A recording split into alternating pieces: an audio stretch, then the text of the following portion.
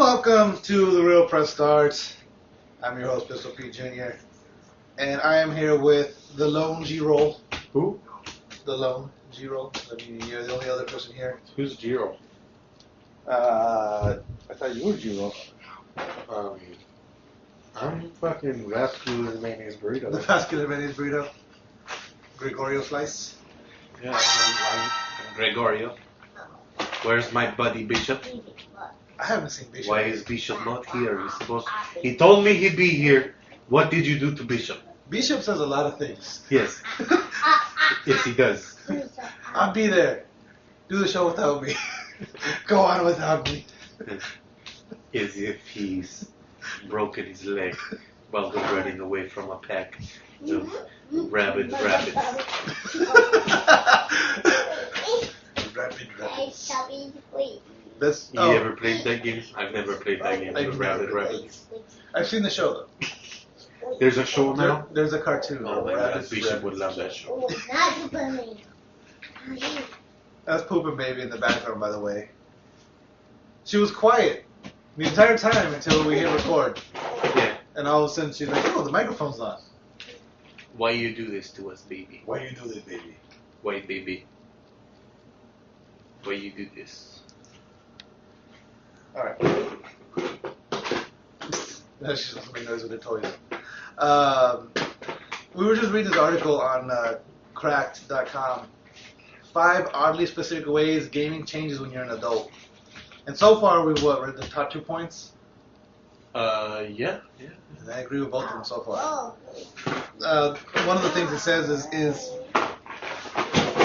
if you ask a 12-year-old, Well, for me, it's the opposite. What's that? For the first one, okay. Yeah. The second one's kind of the opposite. The second one, yeah. Well, to me, I think that's one thing that hasn't changed for me. Because the first one is you develop new reasons for playing them. So if you ask 12-year-old you why and you would say it would be for fun. That's like the only reason why you play them, because they're fun. Right. Nowadays it's to escape from stress, because I'm bored, because I want to do this, because I have to for the adventure, for you have like a whole list of reasons of why you play video games. Almost as if you have to defend yourself to why you're playing video games. Yeah. True. But really, the reason, it still comes down to... no reason to. The reason's still the same for me. It's fun. Yeah. But, yeah, I feel like I do make a list of other reasons of why I play video games. Right. If someone asked you right now, what are your reasons for playing video games, other than fun? What would you say? To play with my friends. Because I know one of the biggest things I always say was when people are like, why do you still play video games? It's a good stress reliever. That's, to me, it's always a stress reliever. As a kid, I don't need to know stress relief. It's just fun. Well, I'm not a fan of just meeting random people. Yeah. So all my friends, I'm a year and a half out of high school. Yeah. I don't talk to anybody from high school anymore. They're all off and doing their own thing. They're universities and stuff too. Yeah. And I'm not interested in making new friends at college. Yeah. So I just fucking fuck with the people I play with on video games all the time.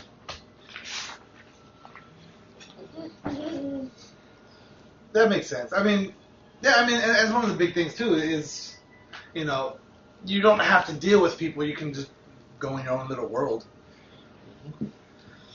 One of the things I do miss about video games, and they might get to this too though, but it's it used to be a friend thing. You have your friends come over and you all play video games. You know what I mean? Uh-huh. The multiplayer thing. It wasn't I could play multiplayer across the country. Right. Before it had to be you had to be sitting next to me in the living room. She's as persistent as ever. Yes. Before it was you had to be sitting next to me in the living room to be able to play the same game with me. Uh-huh. But with the advent of online multiplayer, you don't have that anymore. You can't. It's you don't really have that. You lose that social interaction because it's all about online. Number 4, this is the one that To me, this one hasn't changed, but for you, it's the opposite now, right? Right. Before I didn't have the attention span To finish any games. Yeah, to finish a game. That's why I only played Call of Duty for like 4 years straight, not playing a single other game. To me, it's always been about getting that, and he says it in the article. It's all about getting to that end screen, that final cutscene. Yeah. You know, to put a wrap at the end of the story. Well, I guess it depends on when you started, what you depend, or what you define your younger years of gaming to be. Or Okay. like for me, I started playing video games when I was like 7. Yeah. So, like from 7 to like when I started getting into high school was when I actually started feeling like I was an actual gamer. Yeah. Like, yeah. Well, I'm trying to think, cause I played shit tons of GameCube games when I was little. But you were. I probably finished like 2 games. Out of like the fucking 20 of them I had. I'm trying to think of like I think the first game I can remember beating was Mario Brothers. But other than that, I don't think I finished many Nintendo games. Like NES games, I don't think I finished many. It probably wasn't until I was probably about 10 or 11 where I actually started, okay, I want to finish this game. And then after that, because like my first console was NES, and I remember my dad got it first. I was like 5 or 6 when we got it. You know what I mean? So I can remember. I mean, I do have glimpses and flashes of like everyone coming over and playing the Atari. And I remember playing the Atari as a kid, because technically that was my first console, and I still played it as a kid. Like Pokemon, I didn't finish my first Pokemon game till I didn't beat the Elite Four of a Pokemon game till like I was like 10. Oh wow! So it was already Like 5th grade, maybe Yeah. 4th grade. So like I didn't. And my first Pokemon game was Blue, so I had that game forever, for like 5 years before I could beat it. I'm trying to remember if Michael had which one Michael had. If he had blue or Michael red. had Crystal. Yeah, but he had blue. I think he had blue or red. I can't remember. He might have had Blue too. I think he did have blue. Blue was the one with Blastoise on it, right? Yeah. Yeah, I think he had blue. And then he had yellow. No, I got yellow, I think. And then And I had Crystal. yeah, and he had gold. But yeah, because I remember I borrowed from him after he was finished with them. But yeah, I mean, to me, it's still that's part of the thing is I want to finish the storyline. Right. But that being said, this next point, kind of number 3, is I forget that I even bought them. Not that I forget that I bought them, because when I buy a game, I buy it because I want it. Right. But there's times I go like Castlevania, the PS3 Castlevania. I bought it, and that one I still haven't finished. There's a lot of games that I haven't finished because like either they lost my attention, the story wasn't good enough, the gameplay was just not even the story could save the gameplay, or something. You know what I mean? But it's one of those things where, like, so if you ask me what my library is, I would forget the Castlevania's in there because I don't play it. I never finished it. Right. You know what I mean? So like you eventually do forget you bought games. Which it sounds weird to say, right? Like I forgot I bought that game. You know what I mean? Like I just realized, like I just started playing Saints Row 4 again because I forgot I had it. And I was bored. Like let me go through my games that I haven't really finished, and I forgot Saints Row 4 was in there. So I started playing that one. Like the only 2 games I can remember in my Nintendo days are like my Pokemon games and my Fire Emblem games. Oh, I had so many Nintendo games. I mean, Like I never got into Zelda. I had Zelda. I never saw the big deal about it. Really, I remember. Yeah, you had a Zelda Link to the Past for the Super Nintendo, and I remember I used to go to your house all the time and play that one. I just love that. That was one of my favorite Zelda games. Yeah, just I don't know. I just never saw the big deal about Zelda. That game is what got me really into Zelda. Uh-huh. But after that, I didn't really have much interaction. I haven't played. I don't think I played a new Zelda game since that game. Uh-huh. So I mean, I know the blue guy. He's pretty into Zelda, and I think he's really the only person that I know. Like the last Zelda I got was for GameCube. I think it's called Wind Walker or something like that. Yeah. It's like a cartoony. It's like Yeah. Toon Link. Yeah. Toon Link. Yeah. And I don't know. I never beat that part. And I got stuck at some point, and I just couldn't figure it out. What game? Oh, you know a game that I have a game like that in my library. It's an Evil Dead Fistful of Boomstick. It was a really good game. Really, actually, surprisingly good game. And surprisingly good game. But there was one point where I got into the game where like I can't figure out where the hell to go.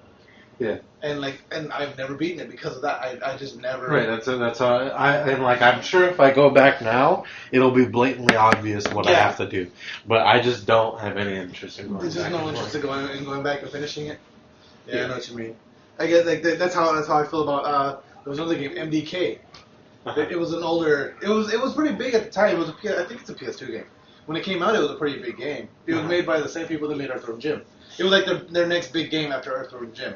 Yeah. And it was a good game. It was a weird game, but it was good. But there was a point where I got to a point where like, okay, I don't know where to go after this. I don't know where to go next, and that's it. Like so, I stopped playing it. So I mean, I never played it again. Like I still have it. I never played it again. Uh-huh. So,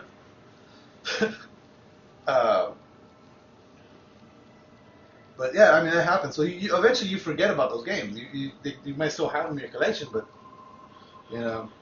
But the way he brings it up is like you might buy a bunch of games at once, and then like. I've never bought multiple games at once. I don't usually buy multiple games either. I don't know. Maybe at some point when games were, but I don't really think games were that cheap. No, they never really were. They never really were that cheap. Not where you can just buy multiple and like, oh, forget about that game. Yeah. But there, you know, I take that back. There are times like when I say I see a game, maybe like on Christmas or something when I was younger, where like I get like 5 games at once. Yeah. And then.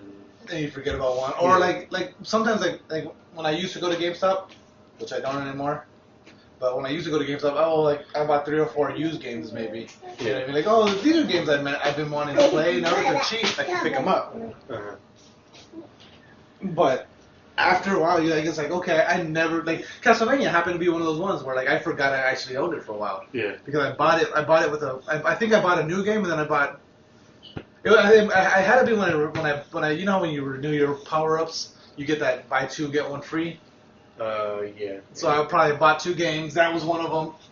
Or I bought I got the 3 games. That happened to be one of them, and I forgot about it. You know what I mean? So. Right. Which happens.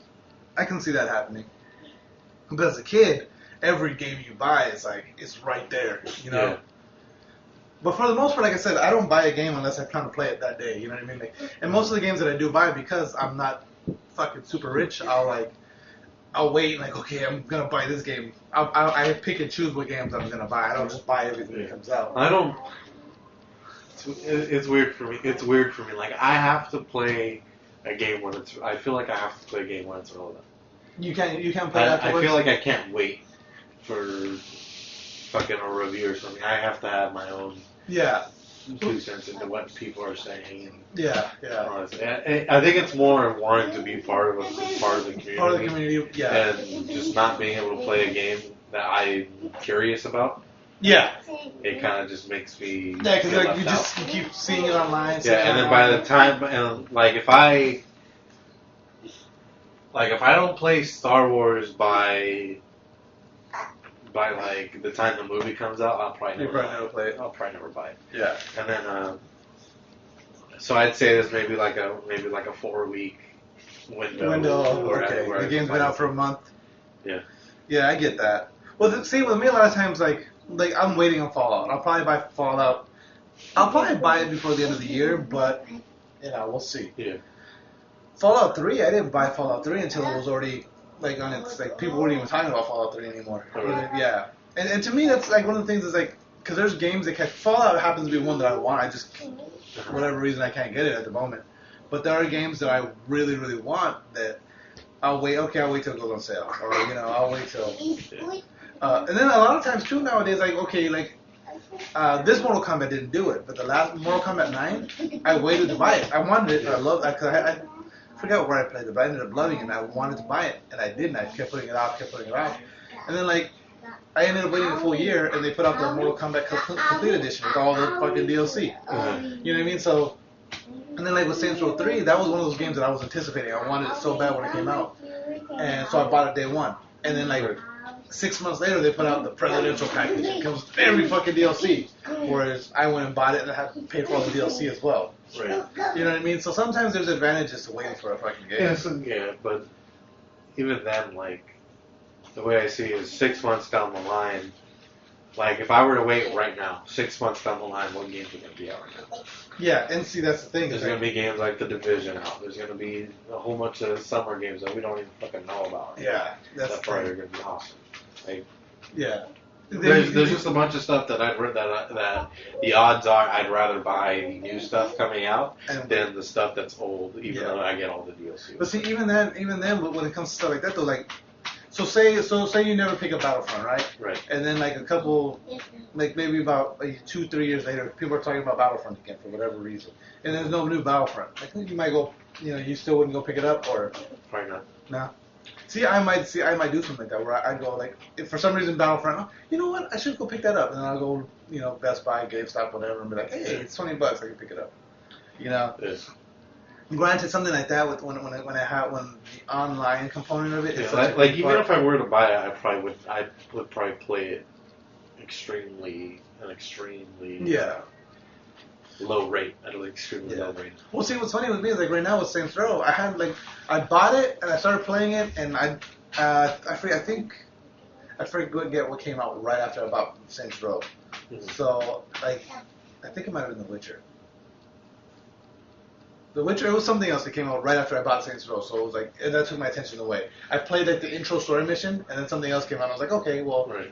And I never went back to it, and so I just recently I haven't finished this one. Right. So like, but it I would have well, the other one right now I'm looking at, it just came out for the PS4. They just actually it came out a couple months ago now. It's oh god, what the fuck is the name of that game? It's a sequel. The first one was you were played as War. You're one of the 4 horsemen. The next one you're playing as Death. I have no clue what you're talking about. God damn it! I want to say it starts with a D. And I want to go run and look at it because I know I have the first one.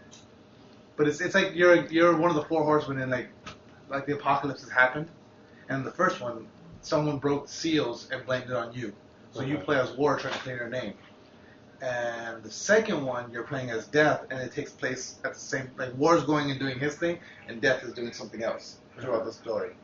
Darkstalkers. That's what it's called, Darkstalkers. Never heard of it. It was a really, really good game. And the sequel, they just remastered it for PS4. So I want to pick that one, because I never picked it up on the PS3. I was going to, but so like it was one of those ones where it was like, either I can buy this game, or I can buy Darkstalkers, or Darkwalkers. Or it's Darkstalkers is a fighting game. It's Dark something. I know that. But anyway. No paper. Okay, thank you, guys. So this one, to go back to this list, number 2 on how gaming changes when you get older.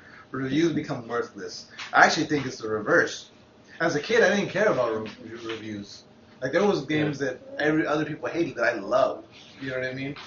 For me, it's probably the same. I've never cared about reviews. I'll gladly buy a game without hearing anything about it. Because then I won't have this bias thinking that whether either it's supposed to be a good game or not, I can actually decide that for myself. Well, see, whether I spent the money or not. Yeah. With me, a lot of times what I'll do is it comes down because to... if I, say Destiny, if I were to listen to reviews, I would never play Destiny. And that would be... And I can't see myself ever not playing Destiny. Yeah. Ever again. Yeah. Good point. I can see that. But see, with me, what it was is like, okay, if I'm ever on the fence about a game, like, I don't want to pick this game up. Like, I've seen the trailers, it looks good, but I don't know if it's the game I want. I won't necessarily read a review, but I'll look at the overall, like, what's the scoring across the board. What I do when that happens, I usually look at streams. And I see, like, how much, like, I try to put myself, like, see, like, how much fun other people are having with the game. Yeah. But see, the reason I don't like... Because whether it's a good game or not, it's about having fun. If it's a fun game that can entertain you for X amount of hours. Yeah. Then you get your money's worth, yeah. I get that. So with me, it's always I always look at it like I don't want to have that buyer's remorse where I buy a game and like, oh, why did I spend my money on this? Like, you know, right. And I can't say that I've actually I don't think I've ever had that. I want to say I have. I can't think of the games. There's a couple games that I know I bought and I was like, why did I buy this shit? Like, this game is fucking horrible. And I can't think of them off the top of my head. Nothing this generation. I think maybe one from PS3, maybe one from PS2 is what I'm thinking of. But I almost felt that way for what is it? Far Cry? Yeah, Far Cry 4. But I don't know. The more I played it, the more I ended up really liking it. So I didn't feel that bad. Yeah. Well, because some games, like with the Saints Row, when I first started playing it, it was like it really felt it. Saints Row 4 feels really, really cheap when you first start to play it. And granted, it's very. You don't play it for the story. You don't play it. It's what GTA used to be, where you just go around and kill shit. You know what I mean? It gets to the point where they just start giving you superpowers for no fucking reason. Like you just start having super sprinting speed. You can just murder people in these glorious fucking ways. But there's no fucking real rhyme or reason to it. Like I'm getting into the story now because there's a little bit of the story there that's enough to keep me interested and I keep playing it.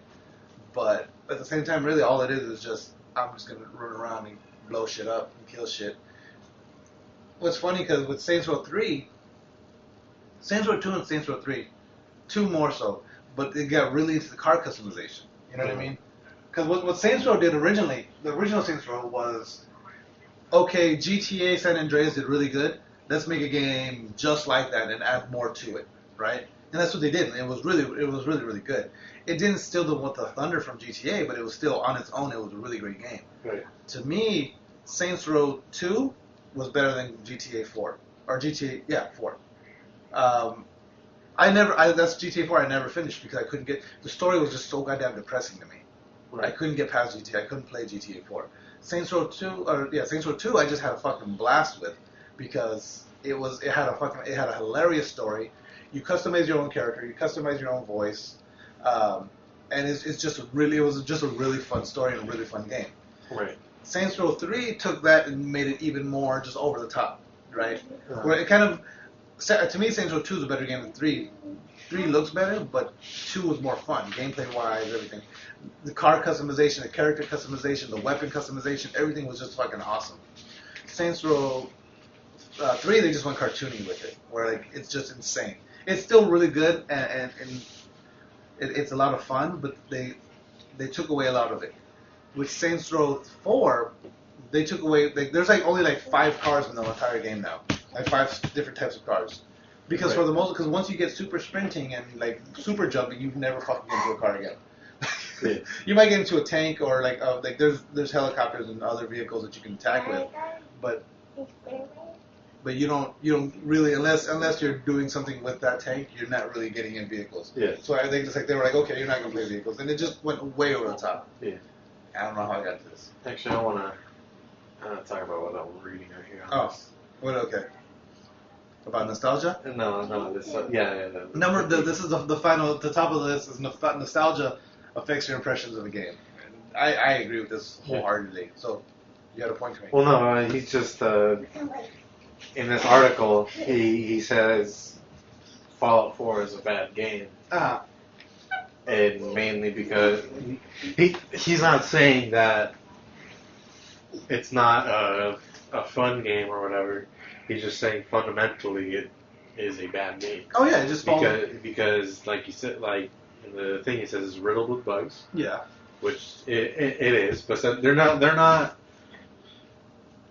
game-breaking bugs. They're just little bugs that make you think like, why couldn't you fix this? Yeah, why didn't you? Yeah. Like, why couldn't you do anything about this? Yeah, like no one noticed this bug. Yeah, and then what else does he say? The storyline is cookie cutter and unimaginative. I don't know about that. I haven't really gone to the story yet. Conversations are very limited. None of they were supposed like. I remember them saying like they're supposed to be like very different things between the choices you make, and like Yeah. I've made a save where I talk to the same person and do every single option or whatever. And Same ending. Same conversation. Same. He says maybe like a sentence, like the sentence right after you say something. He said it is different, but it goes back right to the same point. Yeah. Like the reaction is different, but then Yeah. they go back to the same conversation. Yeah. So it's very like what's the word? Redundant. Yeah. In actually choosing something. It doesn't really. Yeah. It doesn't affect it one way or the other. Yeah, really the only things that your choices make is your companion, is whether how much your companion likes you. Yeah. Well, yeah, because I mean, it's really all about the morality in Fallout. Whereas right, but so there's no real morality. The only thing that's actually the only thing that your morality is actually affecting is your companion. Yeah. And fucking, you don't even have to run a companion half the time if you don't want to. Yeah. Like, it doesn't matter. It's very redundant. Did you hear about speaking of bugs and stuff? Like I don't think it should be game of the year. Yeah. I think if we're gonna argue game of the year, it should be between Witcher and Metal Gear. Yeah, I agree. Because based on what I've played and seen from Fallout 4, it is very much like Fallout 3, which isn't a bad thing. But yeah, it could be a better game. I also heard a very good point in a video. I can't remember from who though. But he said that like games like Witcher 3 and Metal Gear Solid are actually advancing, where Fallout 4 kind of just stayed the same as Fallout 3, just made it. It basically looks like a remastered version as far as graphics go. Yeah, exactly. Every door you go into still needs a loading screen. Maybe there's like some doors that don't need loading screens. So like there's some doors where you feel like there shouldn't even be a loading screen. Yeah. A loading screen. Like sometimes, and that's one of the things that I hated about Fallout 3 was you could be going into a one-room shack. Like literally, there's only one room, and the game still fucking loads when you walk in that door. Yeah. You know, there's no reason for it to fucking load. Or like Witcher 3, there's like no loading screens unless you're fast traveling or you're changing from one island. Yeah, one island to another. Yeah. Actually, not even then. You can you can manually ride the boat. Yeah, you can. To there if you want. I'm trying to think. There's really other than that, Metal Gear, there's no loading screen just like whatsoever. Yeah, no, it's just there. The only it doesn't even load. Yeah, it's only like a pretty long load screen going from mother base to. Yeah. It's technically a loading screen, but except it's. Yeah, it's your what do they call that? You're transitioning to a different world. Yeah, the helicopter. Yeah, technically a loading screen, but it's actually you're actually watching you flying into the land. Yeah. Into the area, which is that's a good way to disguise a loading screen. Yeah. Real quick before we get off of it, with bugs and Fallout, have you seen? Okay, you know about the ammo bug when you're selling. Yeah.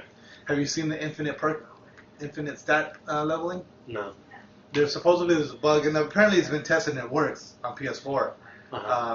Where you have to have, I forget where it is now, but there's a room where there's a what's that book that gives you one stat? It gives you one stat to whatever 1 point to whatever stat you want. Oh, okay, that's like in the very beginning. Yeah, it's right in the very beginning. Well, what you do is you go there with dog meat, you pick up the book, you get the stat, right? Then you drop the book, you order dog meat to pick it up, and if you time it right, just as he's leaning to pick it up, and you pick the book up at the same time, you'll get 2 copies of the book. So then you read your version of it again, you get another stat, drop it, do the same thing, and you can essentially keep doing that. If your timing's right, you can keep doing that and max out all your stats at the beginning of the game. Oh. Yeah. So I mean, it's kind of nuts. I mean, it's not that important though. No. They all cap at 10. Yeah, but still, I mean, capping all your stats. And really the only thing important to increase is your perception. Because you can see more enemies. Well, because your VATs are more your successful. VATs, you can. What else is there? You increase your lock picking. That's important. But your charisma, if your charisma it helps you, well, but then you don't really need that with you don't really need a barter anymore with these fucking. Yeah, not really. And your intelligence, so you can do your crafting. Yeah. Because you have your you have like all your crafting and intelligence. It's like your armorer, you got your guns, you got gun nut, you got science. Those are all like important to upgrade your equipment that you find. Because the crafting is pretty cool because even like the shittiest fucking gun that you get in the beginning of the game, you can make it one of the best handguns that you'll ever find. Nice. Yeah, if you level it up good enough. Do you have any games, to just go back to the nostalgia topic really quick, do you have any games that, like, you'll go back to now, like, a game that you loved and you ever played again, and it's like, why the fuck did I play this game so much? No. No? No. The only game, like I said, the only games I ever feel like that, like the whole nostalgia thing, is Pokemon and Fire Emblem. I can play those games 100 times over. Yeah. Every single time. I think Metal Gear, that's my nostalgia game. That's like, for some reason, I don't know what it is about the first Metal Gear that got me. Well, you know, Final Fantasy VII. Final Fantasy VII, that's another one where I can play it. Like, I remember it being this amazing, like, the graphics were so amazing and the game was so good. And then I look back at it now and it's like I remember, because I remember looking at the cutscenes in that game. And the cutscenes in Metal Gear or in Final Fantasy were like so fucking beautiful. Like, I had never seen anything like that before. And now I look at them now and it's like, how did Final Fantasy VII? Yeah. Yeah, like when I played it, I'm just like. Oh, yeah, you still have it. Huh? Yeah, did you ever finish it? How far into it did you get? I finished the first disc. Oh, okay. I didn't finish the second one. So you didn't get to the plot twist. Yeah, I guess so. Yeah, I think that happens midway through the second. The story does get more intense, and it's a good story. It's just one of those ones. Yeah, sure. When you're talking about the cutscenes, like I really can't. Like I can't even see anything. Everything's so goddamn blurry. Everything's so pixelated and blurry. Well, I remember playing that game, and I remember there's like that first cutscene when you get off the train and they show the power plant and all that. I remember looking like, fuck, that looks so amazing. Yeah. And then or when there's one point where they're firing this big ass cannon, and it looks like the power plant. You know how the power plant has that big pipe coming out of it? Yeah. And it looks like a big ass cannon. And they fire off this cannon. And I remember seeing the energy blast. And I was like, fuck, that looks so detailed and so amazing. And it looks so real. And I was like, what the fuck was I thinking? Like, even gameplay wise, I mean, at the time it was inventive. It was great. Yeah. But because gaming has evolved so much since that game, like going back and playing that game, it's slow. Yeah. It's so slow. And it's crazy, you know, when you think about it. Like that's a big nostalgia game for me. That's why Final Fantasy are trying to drop the whole turn based. Yeah, because they need to. I mean, I'm trying to think of the last time they were turn based. Because like their games are getting bigger and their stories are getting longer, but they're still turn based. Yeah, they're still turn based. So like it just becomes even more of a turn. Yeah, well, it's kind of like with Pokemon too. Like when after Pokemon, they don't really go for bigger. They increase. They pretty much keep it the same. Oh yeah. You got your 8 badges and your Well, no, but what I'm saying is after a point, like especially because even like I'm saying it's not a huge game, but even in Pokemon, after a while, like fuck another Zubat. You know what I mean? It's like sometimes. Every time you get fucking like you just want to start running away from every fucking fight because you don't like even the weakest enemy you encounter. It's like it's gonna take you at least a minute to fucking kill this guy because it's your turn, his turn, your turn, his turn. You know what I mean? No. I mean, you know. You should be able to one hit that bitch. I'm just saying. I'm using it as an example, but it's still, you know what I mean? It's the fight intro animation. Then you doing your attack and that animation, and then him dying and that animation, then the celebration animation, and then whatever you earned from that. You know what I mean? Yeah. So that takes a good minute of of time from opening from the to the fucking celebratory, and here's your XP from that. Yeah. You know what I mean? Even if you one hit an enemy. Anyway. But yeah, so I mean, shit like that kind of can change. That's why emulators are nice because you can speed up the game speed. Yeah. You can cut that down to like 5 seconds. Just finish it up, get it out of the way. So Thanksgiving was what, 2 days ago? Yeah, Thursday. Thursday. Today's Saturday. Today's Saturday. 2 days ago. So yesterday was Black Friday. And I got some pretty. Did you see that huge fucking brawl? Like, well, that's been happening. It happens every year. Yeah. The huge fucking brawls. There was one. No, I haven't heard of it. I haven't heard of a huge brawl in like 3 years. No, well, 3 or 4 years. There was one. There was one major one that was all over the news this year, and then there was another one. It was a stampede that I was watching, and there was one. This lady, man, it was messed up. Like, I don't know what they were grabbing. They were just big yellow boxes. And like a bunch of people just rush into the store and go towards this pallet full of. They're like toaster-sized yellow boxes. They're like, pretty big. And this lady. Oh, first of all, a bunch of people trip going to it. So all these people get trampled over, and everyone starts to fall and knock over those boxes. So those boxes scatter all over the store. And these people, this one lady, she picks up 2 or 3 of them, and her daughter is with her, and she's like she probably looks like she might be 8 or 9. So she picks up the box. You don't bring your kid to those. You should. Friday. Yeah, you don't bring your kid to Black Friday. But so she picks the little girl. Picks up people fucking stabbing people. And, yeah. Come on. But so the lady grabs. The little girl grabs one of the boxes, and this other lady, she snatches like 2 or 3 off the floor, and then she sees the little girl one and just snatches it out of her hand. And the mom fucking drops what she has and just goes after her, and just starts choking her out. And the lady that she's choking, you're scaring me. Well, you shouldn't have fucked with the kid.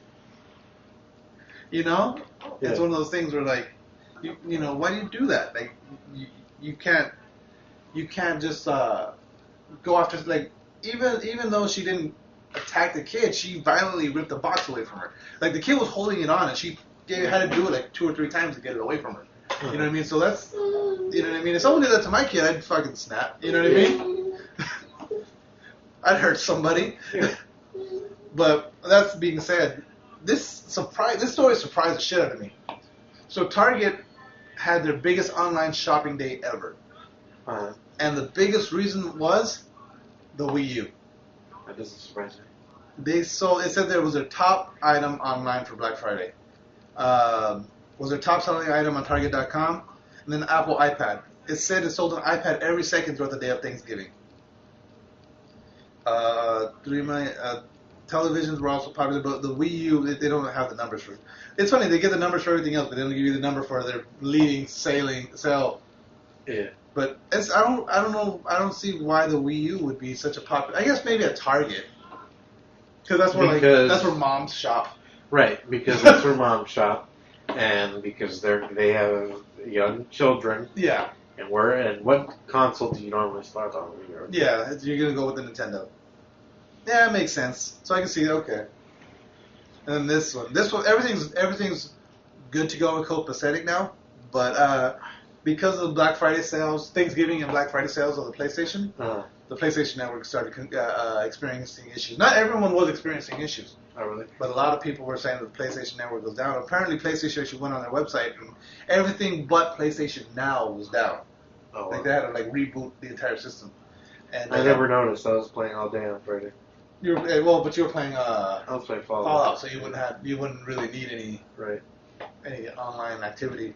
And when I got the story last night, everything except for PlayStation Music had all been restored. And then this story came out before Black Friday, but PS4 sales passed 30 million worldwide. It is the #1 console out right now. There's nothing even close to it. And it's continuing to grow. To give you an example of how popular it is, the PS2 in its time was the fastest selling console ever. Yeah. And it's been the PS4 has been outpacing it since the gate.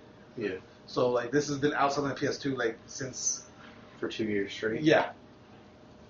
So has it been 2 years or is it almost 3 years? Actually, no. It's actually going to be 3 years now, because I had 2 years of PlayStation Plus and it just expired on me. Oh really? Yeah. So yeah, they're over 30,000. That's an insane amount of PlayStations. Yeah. And then to continue on with the PlayStation, this is kind of cool, and I'm gonna be checking this out. Well, I'll show you right now. But there's an app an unofficial app that allows you to stream your PS4 games to your PC. So if you're a PC gamer that wants to play PlayStation exclusives, you can now stream and play with PC controls from your PS4 to your PC. Yeah. And it's called Remote Play PC. It's a $10 app, but it's the official release was limited to Sony Xperia phones and tablets, but apparently some people managed to get it to start running on PCs starting in June. Back in June. That's fine, but for online games, they have to have some sort of limiter on the mouse and keyboard. Yeah. Some sort of sensitivity limiter. I think so. They would have to, right?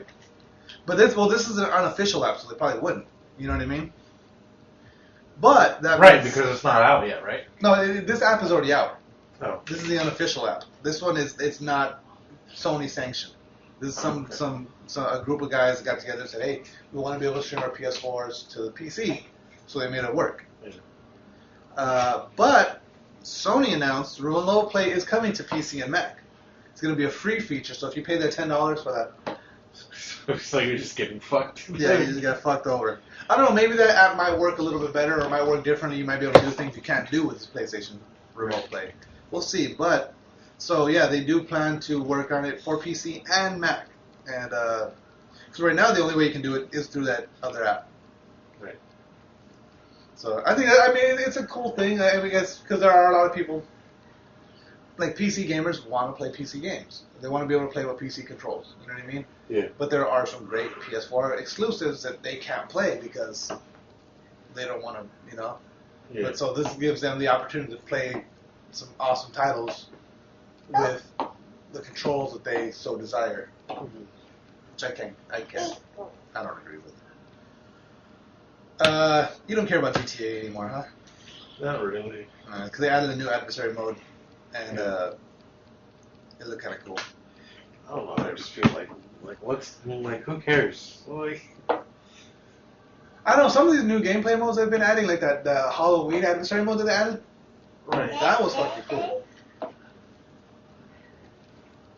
But yeah. So I don't know. I just feel you're like just tired of it. They take too long to put out significant DLC that anybody actually cares about. I just don't like it. It took them fucking 2 years to put out heists when they said they were going to do it right away. Yeah, good point. And then once you were done with the heist, you were like, "Fuck it, I'm done." Yeah, once you've done one heist every single, you've seen it all. Yeah, pretty much. That's true. I don't know. They're still fun. You might have to do it twice or something because like one person rides a helicopter. Oh. I had fun with the heist, but yeah, I get what you're saying. King of Fighters. You're not a big fighter gamer, but King of Fighters. To me, has always been I've always enjoyed the King of Fighter games. Before you could only play them in the Neo Geos, the arcade stand-ups. Or like I want to say they were on Dreamcast as well.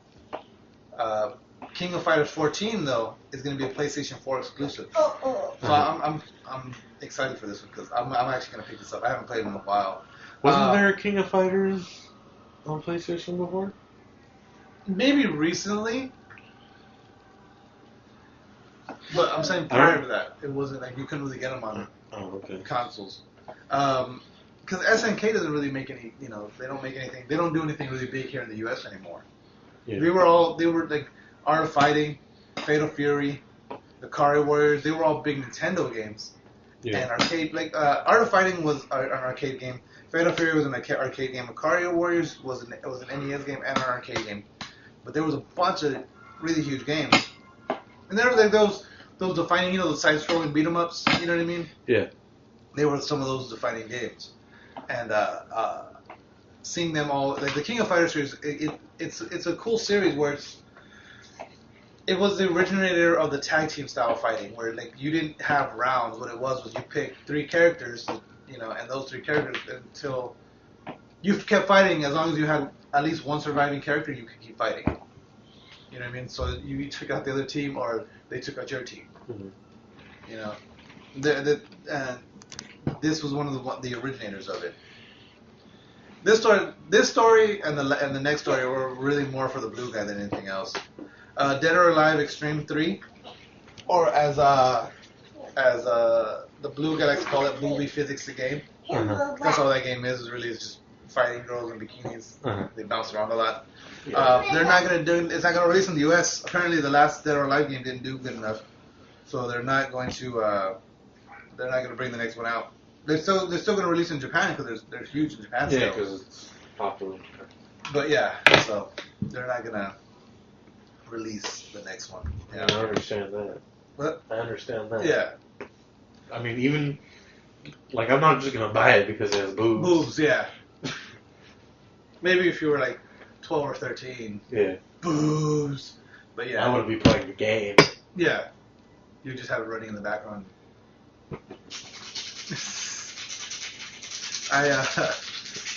What game was it? That was one time. Oh God, what's it called? No, it's a wrestling game for the Xbox, and it's Divas. It's not because it's a Japanese game. It's like Dead or Alive, but it's like all they don't have submission moves. They have, what were they called? Or they call them submission moves still, but they were called like embarrassment moves or seduction moves or whatever. And what it was like there was one of the moves where it was like they're all fighting in bikini, so one girl will get the other and put her over. It's an actual wrestling submission hold where they have so she's upside down with her neck on the shoulder and her legs are up in the air, but you grab the ankle, you're pulling them down. It's an actual submission hold in wrestling. But the way they do it, the camera angles, is because when they're doing these submissions, you just you can move the camera around. And the camera right away just zooms in right between the legs.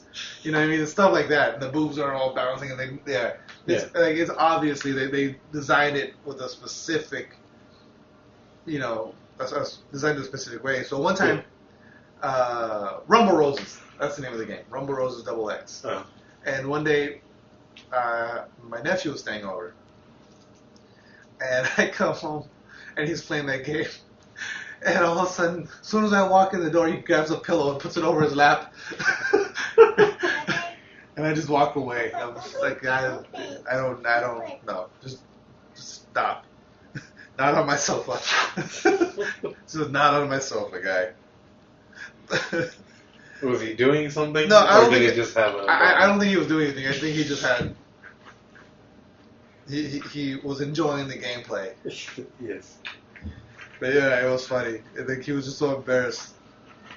This next story, if you are going to read The Dark Knight 3, there are going to be some spoilers. So, just know I might be spoiling some of the story for you. Please turn it off now. So, yeah. So, Frank Miller is coming back to write Batman in The Dark Knight 3. Uh-huh. It's going to be a prequel to the Dark Knight series. And a lot has changed, apparently. Oh, actually, no, I think it's not going to be a prequel anymore. See, the biggest change in the world of The Dark Knight is that Bruce Wayne is no longer Batman. The issue opens 3 years after the events of The Dark Knight Strikes Again. Okay, so yeah, it's not a prequel, because originally they were saying it was going to be a prequel. So this is taking 6 years after the first book, The Dark Knight Returns, and 3 years after The Dark Knight Strikes Again. As a mysterious figure steals Batman's costume and resumes his war on crime. When Batman is subdued by Commissioner Yindel and dozens of policemen at the end of the issue, it turns out that the person under the mask is none other than Carrie Kelly. Carrie Kelly, she is the female Robin in Dark Knight Returns. And we'll get to that. A lot of things that the Dark Knight Returns actually changed in comic books. In the Dark Knight Returns series, Jason Todd is killed. Dick Grayson is Nightwing. Or they don't say he's Nightwing, but they don't talk like Batman. Bruce Wayne and Dick Grayson don't talk anymore. So Batman doesn't. And Batman's been retired for 10 years. Yeah. And he hasn't had a Robin since Jason Todd. Carrie Kelly. Which Robin is Dick Grayson? He's the Teen Titans Robin? He's the original Robin. So he becomes Nightwing. I believe, he is a Teen Titans Robin. Okay. Yeah, if I remember correctly. Yeah, because there's in the story there's Dick Grayson, there's Jason Todd, there's Damian Wayne. No, Damian Wayne was never Robin, was he? I don't know. Can't remember. And then there's Carrie Kelly. Uh-huh. So those are the Robins I know. Jason Todd's the one that the Joker kills, and he becomes the Red Hood. Have you seen? Wait, Joker kills him, and then he becomes the Red Hood? Yes. How does that happen? Depending on what story, because sometimes, well, have you played Arkham Knight? No. Fuck. Maybe I should tell you this. Or do you plan on playing Arkham Knight? What did I just tell you at the Okay. beginning of this show? All right. So for those of you that haven't finished Arkham Knight, turn this off now. So the Arkham Knight, he's Batman pretty much. He knows all of Batman's secrets. He knows all of his story, but he hasn't done any everything Batman tries to do. This guy's one step ahead. He already knows what Batman's gonna do. Thank you. So hold on. Let me go to the comic book version of it first, and then I'll get into the Batman version of it, the game version. So in Batman Under the Red Hood, it's a really, really good series, a really good cartoon. I highly recommend it. So Joker kidnaps Jason Todd. Mm-hmm. Batman can't find him. He's trying to save him, can't find him. So the Joker eventually kills him. He tortures him for weeks. And literally there's one scene, and it's a brutal fucking scene, where Joker has a crowbar, and he goes, "Tell me which one hurts more. This way," and he slaps him across the face front ways, or this way. Then he slaps him across with the crowbar backhanded. He's just beating the shit out of him with his crowbar, and just laughing, and it's just such a brutal fucking scene. And there's also the comic series of Death in the Family, where it's kind of the same thing, where the Joker kidnaps and kills Jason Todd.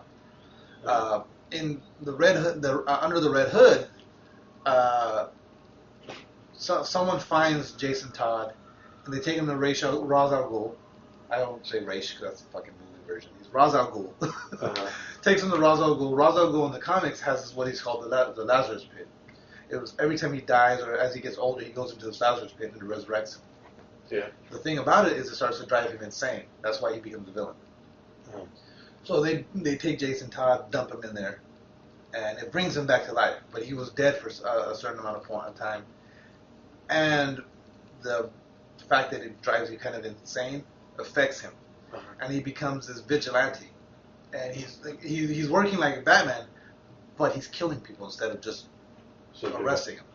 So the Batman wants to go find out who this guy is, and then it turns into the big battle between them two. It turns out to be Jason Todd, and it gets emotional and crazy. Well, cut to Batman Arkham Knight. It's very simple. As soon as I started playing the game, I was like, that's Jason Todd. I was like, it has to be. Who else could it be? So they're playing the game. Yeah, the Arkham Knight Jason Todd. And you can kind of tell in the voice, too. So it gets to a point in the game where the Batman and Arkham Knight finally go toe-to-toe, and you break them. Because you've seen what the Arkham Knight looks like, right? With that mask, that cybernetic. You've never seen him? He's got this weird cybernetic, it looks like the Bat mask.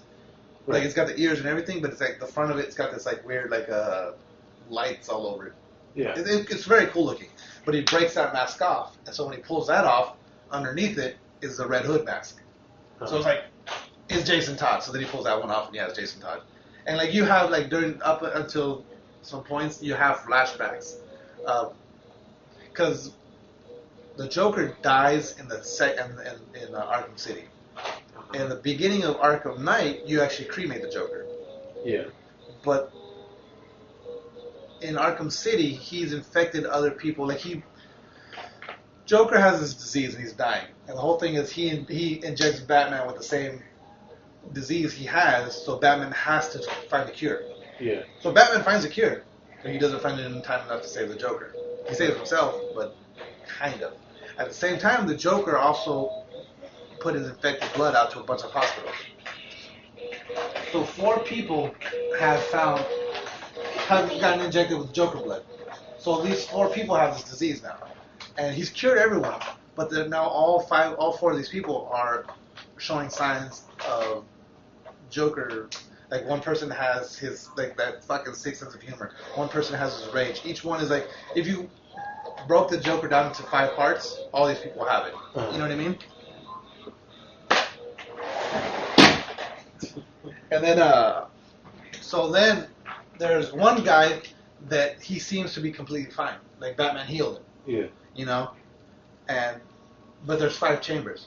Uh-huh. And Robin's there and he keeps asking him, so who, like, you know, when are we finding, where's this 5th victim? When are we going to bring him? When are we going to take care of him? The whole time you're having these hallucinations with the Joker's there. Like, there's the way they do the game is so good. Like, you'll be going past a billboard, and it'll be like, say it's like a mom cooking dinner for her kids, and like, oh, whatever the product is, you know? Yeah. As you go by, the mom is like the Joker, and she has a gun to the kids. But then you look back at it, and it's back to being the normal billboard. Yeah. Or you'll go by a statue, and it's the Joker looking at you, and then you go back, and it's just that statue, you know? And then the Joker, like, he talks to you, like, he's like, you'll be doing something, and like, he'll be standing there next to you talking to you. Yeah. You know, Batman's hallucinating about the Joker the entire time. So it turns out he's the 5th victim of the Joker blood. He's still having these hallucinations. Right. So then, I forgot what I was saying. Oh, so that's why he's having the flashbacks of, like, it's the Joker beating Jason Todd, like, doing all the things, and he brands a J into his face and everything. And that's why a lot of people are, to continue this over to more Batman talk, a lot of people are saying that the Joker from Suicide Squad is not the Joker, that it's Jason Todd, because of the fact that he has that J tattooed on his face. They're saying that they could have changed it, instead of him branding the J on his face, the Joker just tattooed the J on his face.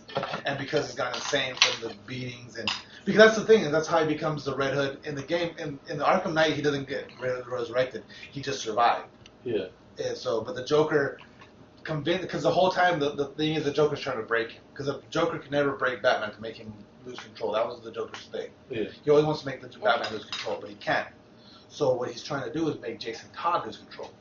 And he keeps saying, like, Jason Todd is, the Batman's going to save me. I know he's going to save me. I know he's going to save me. And he never does. Yeah. And finally, that's what breaks him, is that Batman never came to save him. And so in the game, he survives and becomes something else. He becomes a Joker. Uh-huh. But or he becomes a Red Hood, I'm sorry. But they're saying in the Suicide Squad, it could be that he becomes a Joker. You know what I mean? So, but anyway, to get back to this now. So, Carrie Kelly's now the new Batman.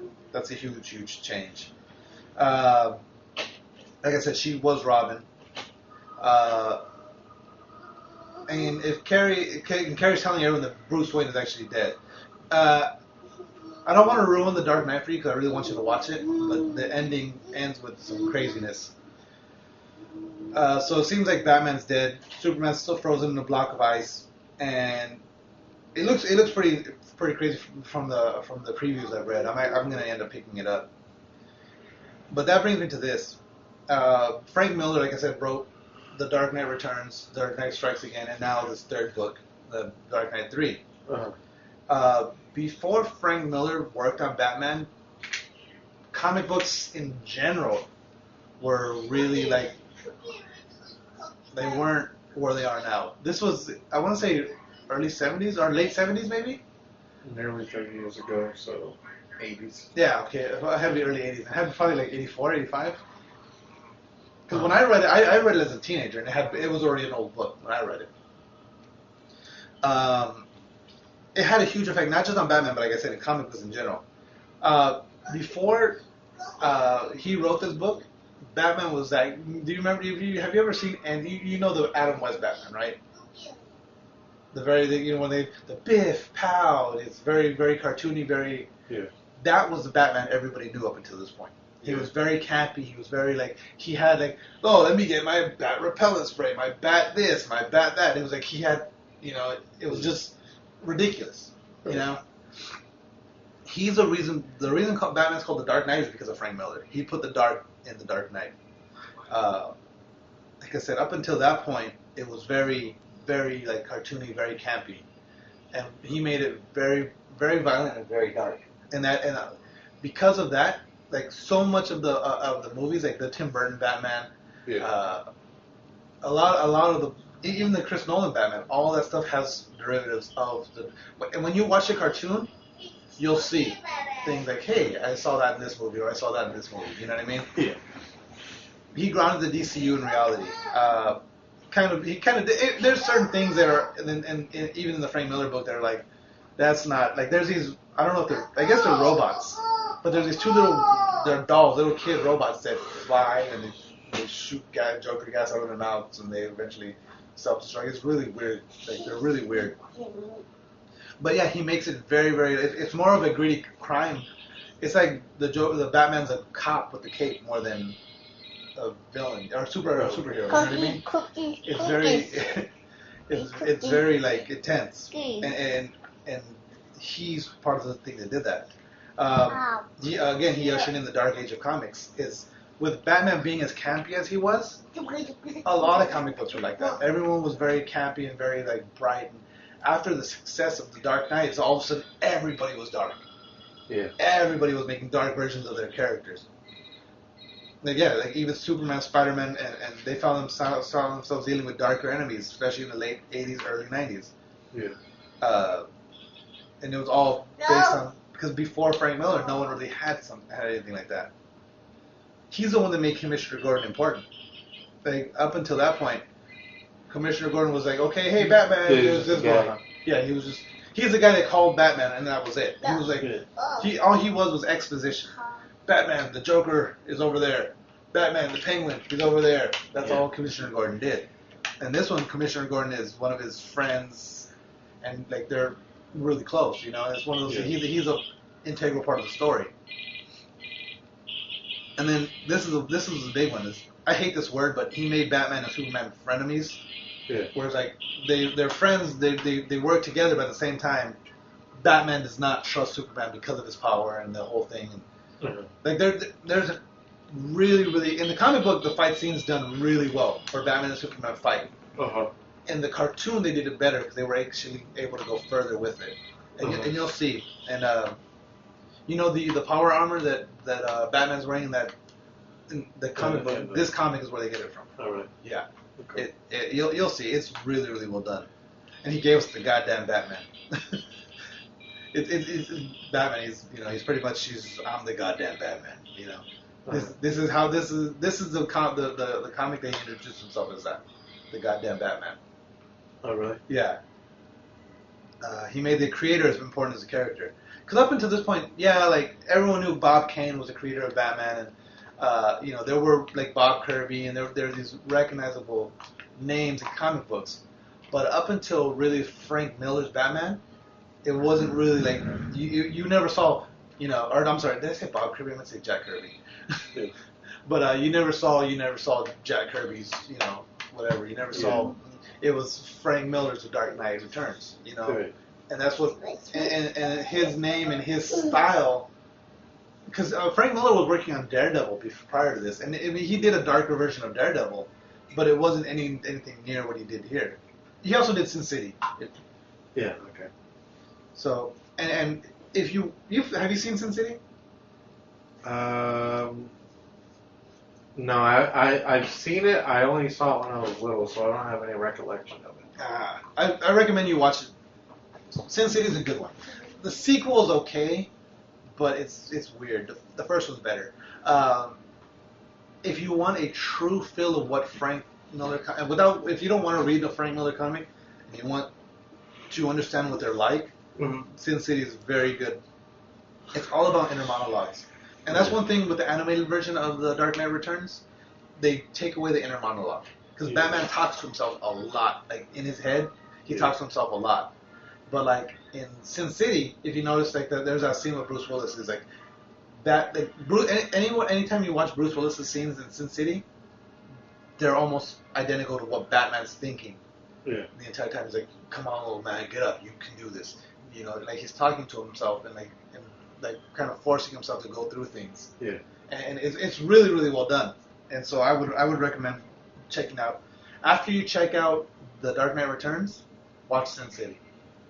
Okay. I think you'll enjoy it, especially after knowing more of Frank Miller, and then more Batman news. So Ben Affleck's, I guess he's been talking to press a lot. I guess there's a lot of pressure for Batman vs Superman to be successful.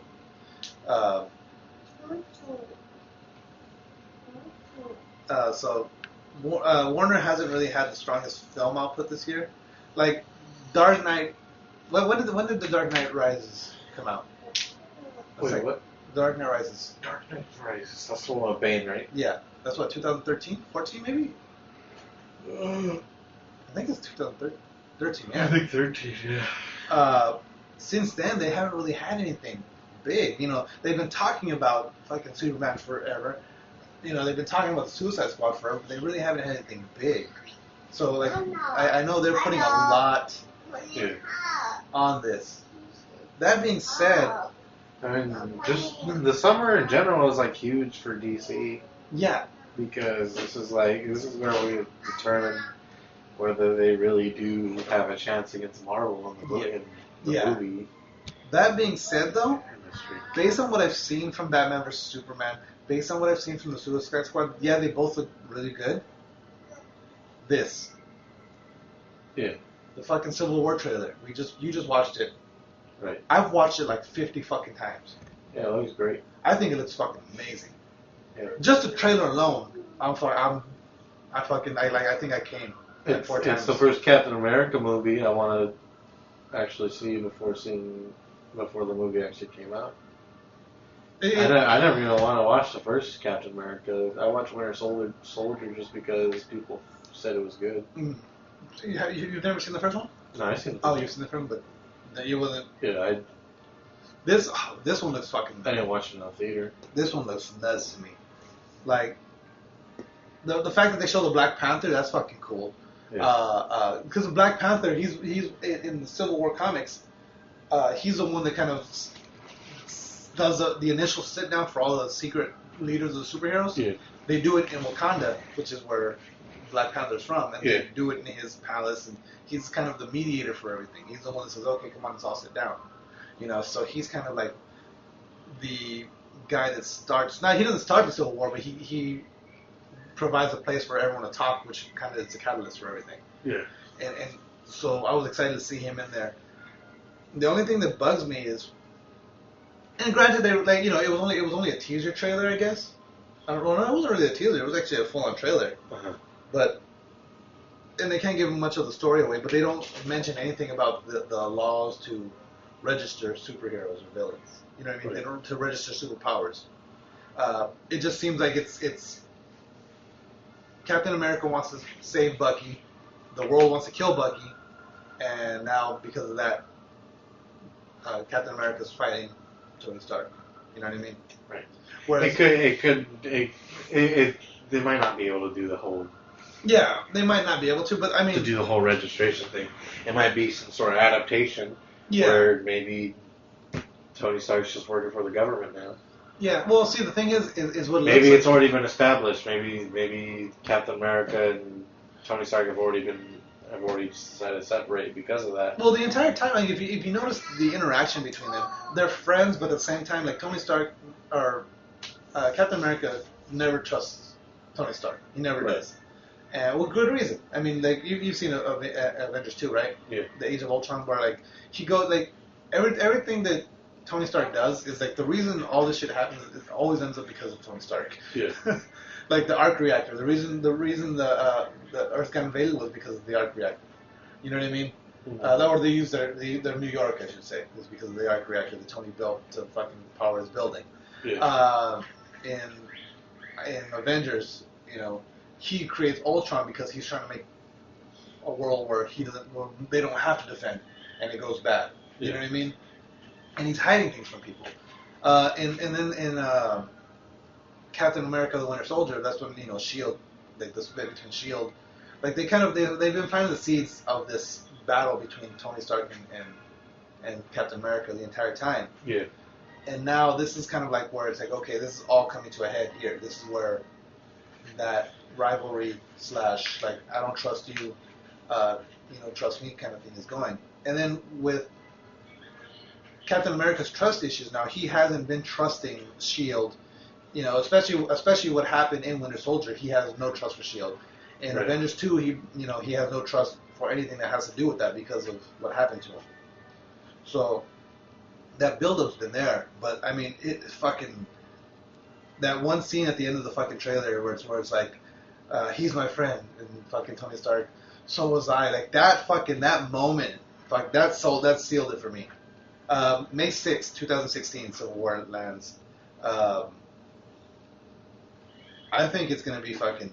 It looks fucking insane. It looks fucking awesome. I can't wait for it, and I think so. May 6th, 2016 is this one, and I don't think I have a release date. It just says 2016. But I think Batman vs Superman better be either before it or out. I don't think it can go after it. It can't go after it. It has to. They'd have to release before it. They would have to release before it. Because I think it would be fine either way. You think so? Yeah. I don't think so, man. I think this. I've only seen the one. Like, what would make a difference if it were after? It's not like I'm gonna watch Avengers and I'm like, nah, I'm never gonna watch these DC movies. It's not that. It's not that at all. But what I'm thinking is, it's not gonna be one. It's gonna be one of those things where you're gonna go in automatically comparing it, and because of the way Marvel makes their movies and because they're so fucking big, like I prefer the Marvel movies over the Dark Knight movies. Yeah. You know what I mean? So as a whole, yeah. Yeah. So now, if you look at it, I still think Dark Knight is the best movie out of any of those movies. You think so? Yeah. I don't know. To me, I think if Civil War comes out first, I think it's going to take away a lot of heat. You know what I mean? A lot of people are going to go in looking at it like they're going to be already having what this thing happened, this huge thing in Civil War happened. They're going to go into this and they'll be underwhelmed because they're going to have this grand fucking thing in their head already. Yeah. But if they go into, if Batman vs Superman comes out first, they won't know what they don't have, they have the previous movies which were already great, but they're far enough, they're like far enough in the past that you know what I mean? You don't have but I don't know. You don't really have anything. I don't see it that way. I don't see it that way. I don't, if it were like fucking Winter Soldier and then Avengers comes out the next fucking week.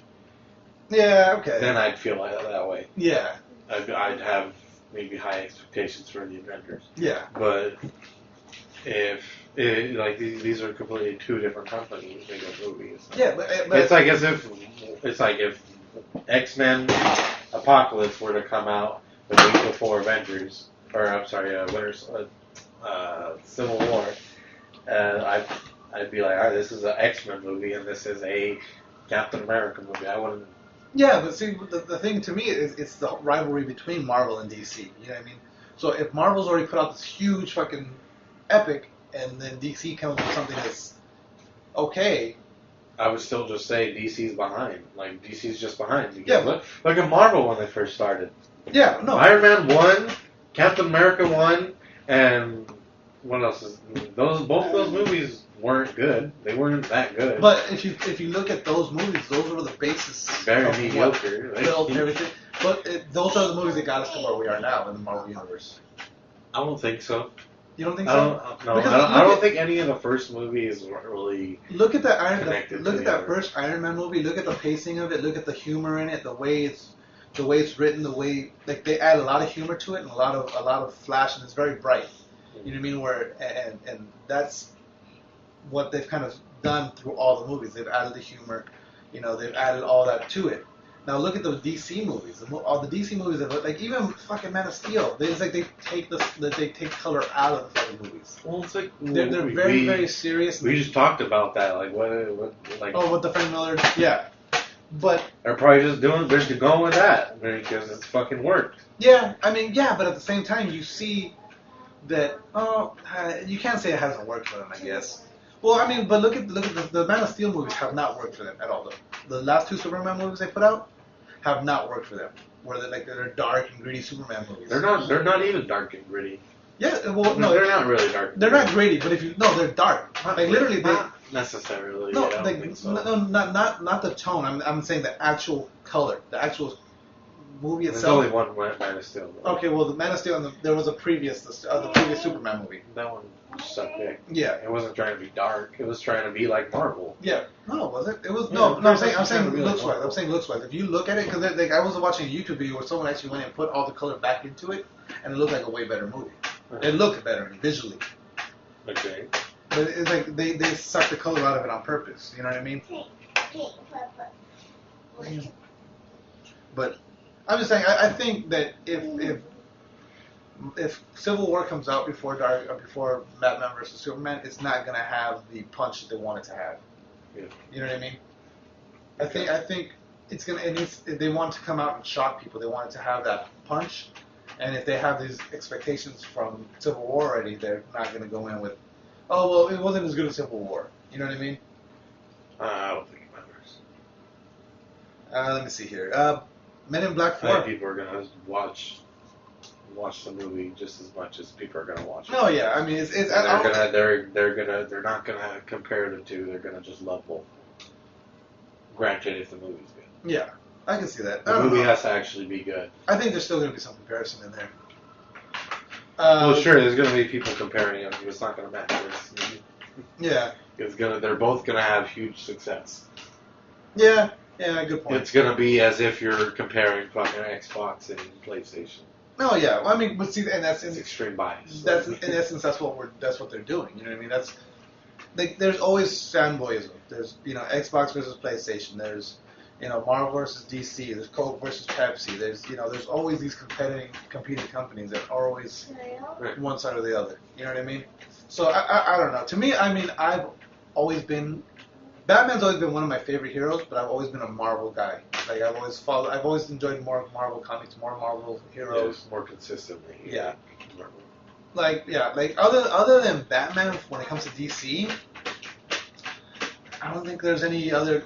I enjoy the Green Arrow, but only his more recent iterations, not the old. Yeah. I'm trying to think of who else. Shazam was always to me seemed very childish. Because he's a child. Yeah, exactly. But to me, other than Batman, I think DC's always felt like it's been stuck in the Silver Age of comics more instead of the modern age. Whereas Marvel embraced the modern age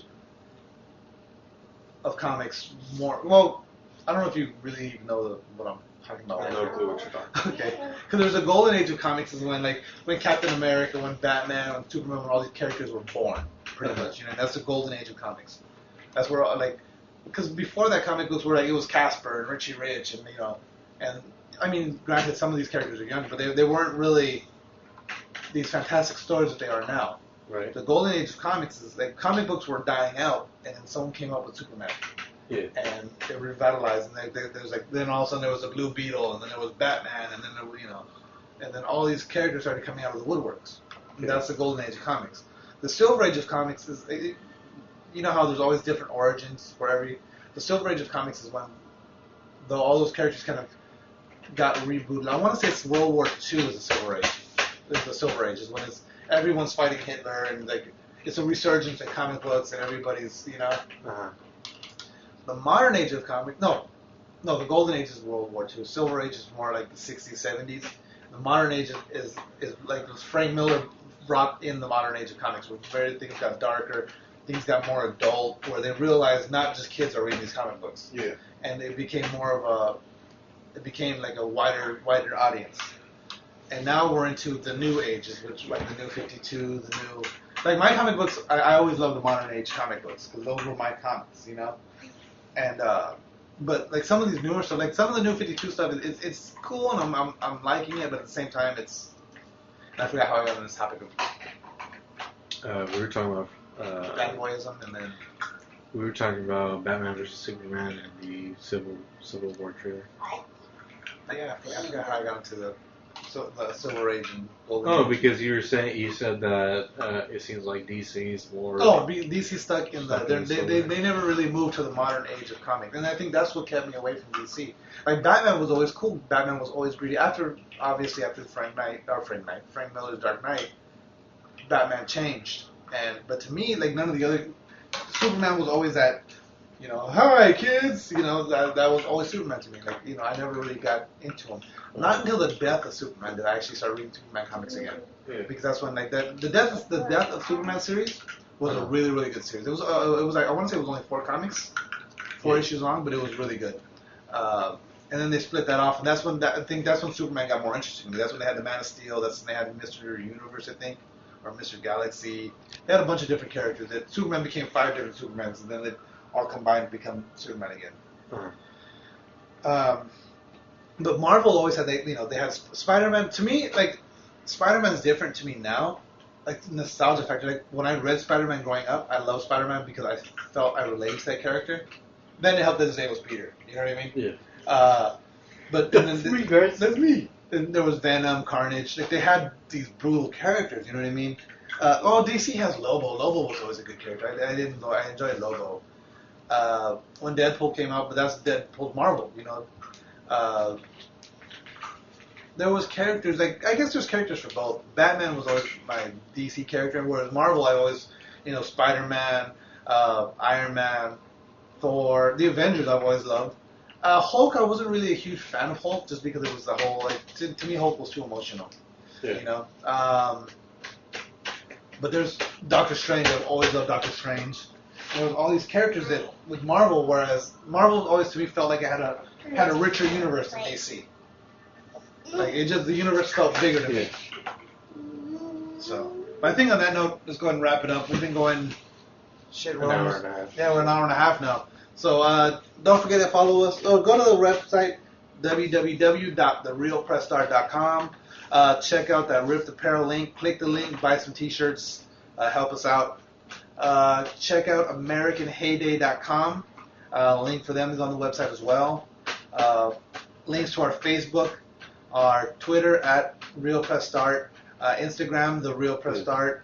Where else are we? We're on Spreaker. We're on YouTube.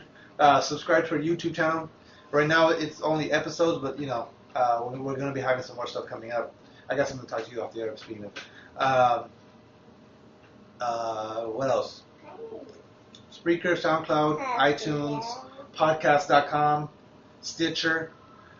Just go check us out. Make sure you follow us everywhere and share us with your friends. Let everyone know that you love the show. On that note, game over. No more questions.